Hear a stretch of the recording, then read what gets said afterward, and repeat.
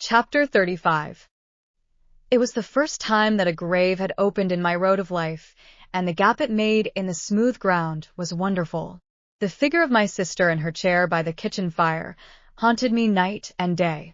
That the place could possibly be, without her, was something my mind seemed unable to compass, and whereas she had seldom or never been in my thoughts of late, I had now the strangest ideas that she was coming towards me in the street, or that she would presently knock at the door. In my rooms, too, with which she had never been at all associated, there was at once the blankness of death and a perpetual suggestion of the sound of her voice or the turn of her face or figure, as if she were still alive and had been often there. Whatever my fortunes might have been, I could scarcely have recalled my sister with much tenderness.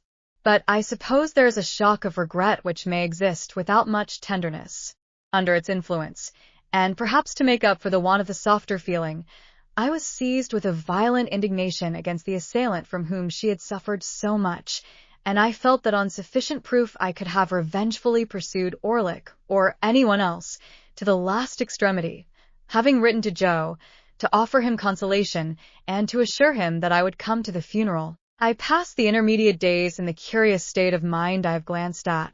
I went down early in the morning, and alighted at the Blue Boar in good time to walk over to the forge.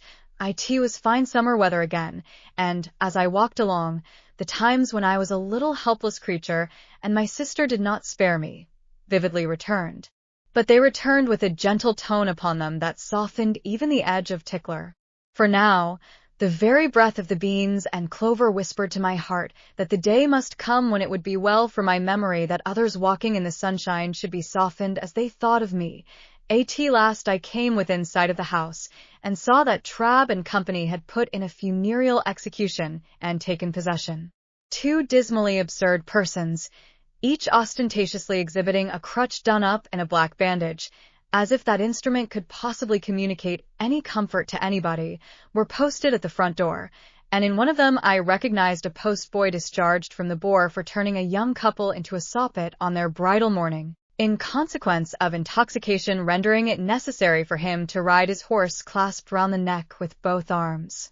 All the children of the village, and most of the women, were admiring these sable warders and the closed windows of the house and forge, and as I came up, one of the two warders, the post-boy, knocked at the door, implying that I was far too much exhausted by grief to have strength remaining to knock for myself. Another sable warder, a carpenter, who had once eaten 2 geese for a wager, opened the door, and showed me into the best parlor.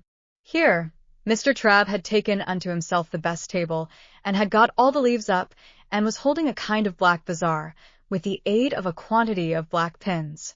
At the moment of my arrival, he had just finished putting somebody's hat into black long clothes, like an African baby, so he held out his hand for mine. But I, misled by the action, and confused by the occasion, shook hands with him with every testimony of warm affection. Poor dear Joe, entangled in a little black cloak tied in a large bow under his chin, was seated apart at the upper end of the room, where, as chief mourner, he had evidently been stationed by Trabb. When I bent down and said to him, "Dear Joe, how are you?" he said, "Pip, old chap, you knowed her when she were a fine figure of a," and clasped my hand and said no more. Biddy, looking very neat and modest in her black dress, went quietly here and there, and was very helpful. When I had spoken to Biddy, as I thought it not a time for talking, I went and sat down near Joe, and there began to wonder in what part of the house she, my sister, was. The air of the parlor being faint with the smell of sweet cake, I looked about for the table of refreshments. It was scarcely visible until one had got accustomed to the gloom, but there was a cut-up plum cake upon it, and there were cut-up oranges and sandwiches and biscuits, and 2 decanters that I knew very well as ornaments, but had never seen used in all my life, one full of port and one of sherry. Standing at this table, I became conscious of the Serval Pumblechook in a black cloak and several yards of hatband, who was alternately stuffing himself and making obsequious movements to catch my attention. The moment he succeeded, he came over to me, breathing sherry and crumbs, and said in a subdued voice, "May I, dear sir?" and did. I then descried Mr. and Mrs. Hubble, the last named in a decent speechless paroxysm in a corner. We were all going to follow, and were all in course of being tied up separately by Trabb into ridiculous bundles, which I meaner say, Pip, Joe whispered me, as we were being what Mr. Trabb called formed in the parlor, 2 and 2, and it was dreadfully like a preparation for some grim kind of dance, which I meaner say, sir, as I would in preference have carried her to the church myself, along with 3 or 4 friendly ones what come to it with willing hearts and arms, but it were considered what the neighbors would look down on such, and would be of opinions as it were wanting in respect. Pocket handkerchiefs out, all, cried Mr. Trabb at this point, in a depressed business-like voice. Pocket handkerchiefs out. We are ready. So we all put our pocket handkerchiefs to our faces, as if our noses were bleeding, and filed out 2 and 2, Joe and I, Biddy and Pumblechook, Mr. and Mrs. Hubble. The remains of my poor sister had been brought round by the kitchen door, and, it being a point of undertaking ceremony that the 6 bearers must be stifled and blinded under a horrible black velvet housing with a white border, the whole looked like a blind monster with 12 human legs, shuffling and blundering along, under the guidance of 2 keepers, the post-boy and his comrade. The neighborhood, however, highly approved of these arrangements, and we were much admired as we went through the village, the more youthful and vigorous part of the community making dashes now and then to cut us off, and lying in wait to intercept us at points of vantage. At such times the more exuberant among them called out in an excited manner on our emergence round some corner of expectancy, "Here they come! Here they are!" and we were all but cheered. In this progress I was much annoyed by the abject Pumblechook, who, being behind me, persisted all the way as a delicate attention in arranging my streaming hatband and smoothing my cloak. My thoughts were further distracted by the excessive pride of Mr. and Mrs. Hubble, who were surpassingly conceited and vainglorious in being members of so distinguished a procession, and now the range of marshes lay clear before us, with the sails of the ships on the river growing out of it, and we went into the churchyard, close to the graves of my unknown parents, Philip Pierup, late of this parish, and also Georgiana, wife of the above. And there, my sister was laid quietly in the earth, while the larks sang high above it, and the light wind strewed it with beautiful shadows of clouds and trees. Of the conduct of the worldly-minded Pumblechook while this was doing, I desire to say no more than it was all addressed to me, and that even when those noble passages were read which remind humanity how it brought nothing into the world, and can take nothing out, and how it fleeth like a shadow, and never continueth long in one stay, I heard him cough a reservation of the case of a young gentleman who came unexpectedly into large property. When we got back, he had the hardihood to tell me that he wished my sister could have known I had done her so much honor, and to hint that she would have considered it reasonably purchased at the price of her death. After that, he drank all the rest of the sherry, and Mr. Hubble drank the port, and the 2 talked, which I have since observed to be customary in such cases, as if they were of quite another race from the deceased, and were notoriously immortal. Finally, he went away with Mr. and Mrs. Hubble, to make an evening of it, I felt sure, and to tell the jolly bargemen that he was the founder of my fortunes and my earliest benefactor. When they were all gone, and when Trabb and his men, but not his boy, I looked for him, had crammed their mummery into bags, and were gone too, the house felt wholesomer. Soon afterwards, Biddy, Joe, and I had a cold dinner together, but we dined in the best parlor, not in the old kitchen, and Joe was so exceedingly particular what he did with his knife and fork and the salt cellar and what not, that there was great restraint upon us. But after dinner, when I made him take his pipe, and when I had loitered with him about the forge, and when we sat down together on the great block of stone outside it, we got on better. I noticed that after the funeral Joe changed his clothes so far as to make a compromise between his Sunday dress and working dress, in which the dear fellow looked natural, and like the man he was very much pleased by my asking if I might sleep in my own little room, and I was pleased too, for I felt that I had done rather a great thing in making the request. When the shadows of evening were closing in, I took an opportunity of getting into the garden with Biddy for a little talk. "Biddy," said I think you might have written to me about these sad matters." "Do you, Mr. Pip?" said Biddy. "I should have written if I had thought that. Don't suppose that I mean to be unkind, Biddy, when I say I consider that you ought to have thought that. Do you, Mr. Pip? She was so quiet and had such an orderly, good, and pretty way with her that I did not like the thought of making her cry again.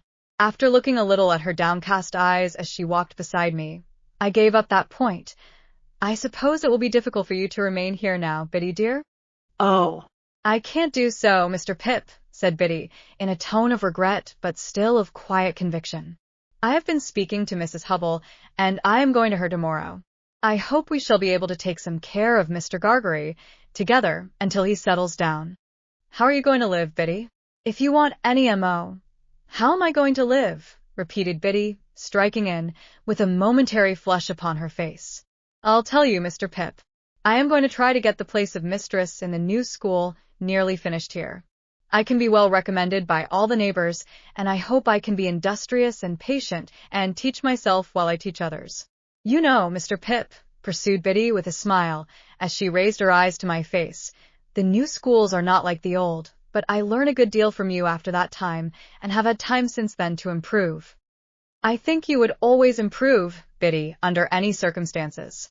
ah, Except in my bad side of human nature, murmured Biddy. It was not so much a reproach as an irresistible thinking aloud.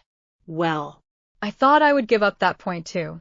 So, I walked a little further with Biddy, looking silently at her downcast eyes. I have not heard the particulars of my sister's death, Biddy. They are very slight, poor thing. She had been in one of her bad states, though they got better of late, rather than worse, for 4 days, when she came out of it in the evening, just at tea time, and said quite plainly, Joe. As she had never said any word for a long while, I ran and fetched in Mr. Gargery from the forge. She made signs to me that she wanted him to sit down close to her, and wanted me to put her arms round his neck. So I put them round his neck, and she laid her head down on his shoulder, quite content and satisfied. And so she presently said Joe again, and once pardon, and once Pip. And so she never lifted her head up any more, and it was just an hour later when we laid it down on her own bed, because we found she was gone. Biddy cried. The darkening garden, and the lane, and the stars that were coming out, were blurred in my own sight. Nothing was ever discovered, Biddy? Nothing. Do you know what has become of Orlick? I should think from the color of his clothes that he is working in the quarries. Of course you have seen him then. Why are you looking at that dark tree in the lane? I saw him there on the night she died. That was not the last time either, Biddy? No, I have seen him there since we have been walking here.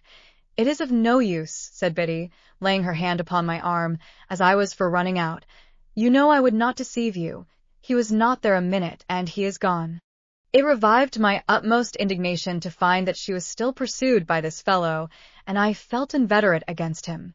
I told her so, and told her that I would spend any money or take any pains to drive him out of that country. By degrees she led me into more temperate talk, and she told me how Joe loved me, and how Joe never complained of anything. She didn't say of me. She had no need. I knew what she meant, but ever did his duty in his way of life, with a strong hand, a quiet tongue, and a gentle heart. Indeed, it would be hard to say too much for him, said I. And Biddy, we must often speak of these things, for of course, I shall be often down here now. I am not going to leave poor Joe alone. Biddy said never a single word. Biddy, don't you hear me? Yes, Mr. Pip. Not to mention your calling me Mr. Pip, which appears to me to be in bad taste, Biddy. What do you mean? What do I mean? Asked Biddy, timidly. Biddy, said I, in a virtuously self-asserting manner, I must request to know what you mean by this. By this, said Biddy. Now, don't echo, I retorted. You used not to echo, Biddy. Used not, said Biddy. Oh, Mr. Pip. Used. well, I rather thought I would give up that point too. After another silent turn in the garden, I fell back on the main position. Biddy, said I made a remark respecting my coming down here often to see Joe, which you received with a marked silence. Have the goodness, Biddy, to tell me why. Are you quite sure, then, that you will come to see him often? Asked Biddy, stopping in the narrow garden walk and looking at me under the stars with a clear and honest eye. Oh, dear me, said I, as if I found myself compelled to give up Biddy in despair. This really is a very bad side of human nature. Don't say any more, if you please, Biddy. This shocks me very much. For which cogent reason, I kept Biddy at a distance during supper, and when I went up to my own old little room, took as stately a leave of her as I could, in my murmuring soul, deem reconcilable with the churchyard and the event of the day. As often as I was restless in the night, and that was every quarter of an hour, I reflected what an unkindness, what an injury, what an injustice Biddy had done me. Early in the morning I was to go. Early in the morning I was out, and looking in unseen, at one of the wooden windows of the forge. There I stood, for minutes, looking at Joe, already at work with a glow of health and strength upon his face that made it show as if the bright sun of the life in store for him were shining on it. Goodbye, dear Joe. No, don't wipe it off, for God's sake. Give me your blackened hand. I shall be down soon and often. Never too soon, sir, said Joe. And never too often, Pip. Biddy was waiting for me at the kitchen door, with a mug of new milk and a crust of bread. Biddy, said I, when I gave her my hand at parting, I am not angry, but I am hurt. No, don't be hurt, she pleaded quite pathetically. Let only me be hurt, if I have been ungenerous. Once more, the mists were rising as I walked away. If they disclosed to me, as I suspect they did, that I should not come back, and that Biddy was quite right, all I can say is, they were quite right too.